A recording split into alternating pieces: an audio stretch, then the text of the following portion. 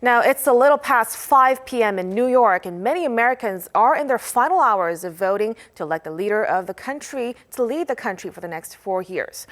And now this year's presidential elections come amid special circumstances, the COVID-19 pandemic. And because of this, we've been seeing early voting figures hit record highs over the past weeks. For more on the latest situation in the United States, we will be connecting live to Ian Phillips, Vice President of the International News Division at the Associated Press. But before we proceed to our connection, we ask for your patience as we're expecting some delays during the connection. Now let's connect to Ian Phillips, who is live in New York for us.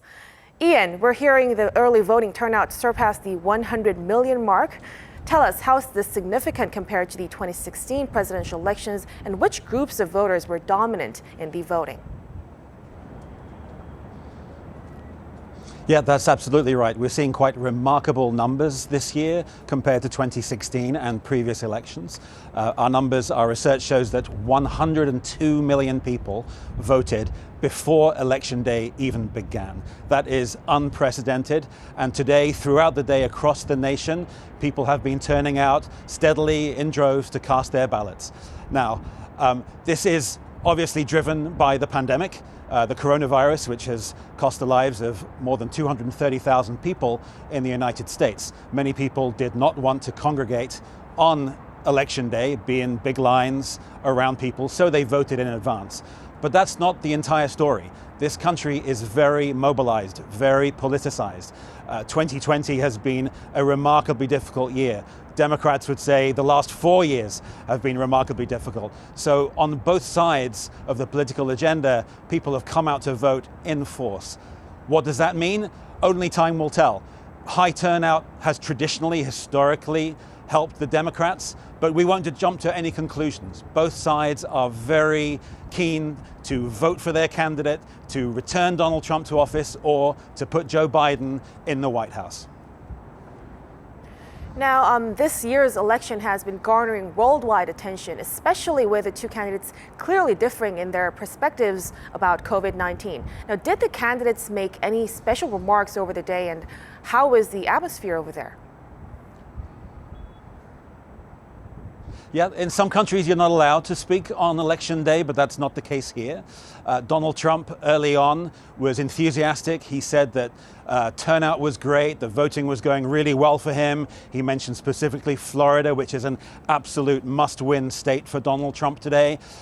Later on, he was a little bit more subdued. His voice was gravelly. He spoke, he said he would like to win and he doesn't like losing. And, you know, he cut a slightly different figure. This is a man that had crossed the country the day before, rallying in 5 states. Maybe that had an effect.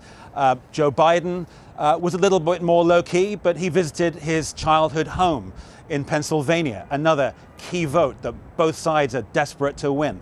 He went to church. He visited the grave of his son, Beau Biden, who died in 2015.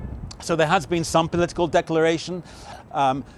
The true question, though, is what happens after polls start to close in a couple of hours.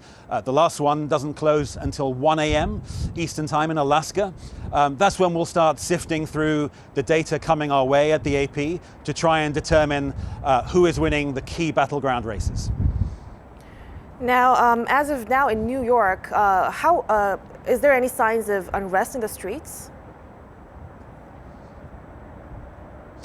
The mood has been quite calm, contrary to some people's expectations. However, a real illustration of how polarized and how tense this election day can be seen across the major cities. Just a couple of miles north of me right now in Midtown Manhattan, you see the big department stores like Macy's boarded up just in case there's rioting. Same in Washington. There's a huge fence around the White House. This is being seen in big cities, in Denver, across the nation, a real sign of what's at stake. Tension is high, but today there has been no reports of violence or problems to that effect. People have been calm, people have been voting, people have been socially distancing when they cast their votes. So far, so good on that front. That's great to hear. Now, Ian, do we have any exit poll results as of now? And when we'll be able to find out who wins? That's the big question tonight. We will not be doing exit polls. We are in a very privileged position in the United States. The Associated Press actually counts the vote. We are the gold standard in that regard, but we don't speculate. We don't do exit polls. Some organizations will try that, but it will be very difficult, and we want to be accurate, especially in 2020 when so many people have voted in advance. What people say when they leave the voting booth really doesn't count like it used to. But even before the pandemic, in recent years, we decided that methodology didn't really work anymore. So we have our own systems. We have thousands of people across the country who are tallying the vote, who are calling those results into AP at headquarters and across the nation. And we are very careful. We will only declare race winners when we know that it's absolutely mathematically impossible for the challenger to win. So could that be tonight? Who knows? Could it be in a few days? Maybe.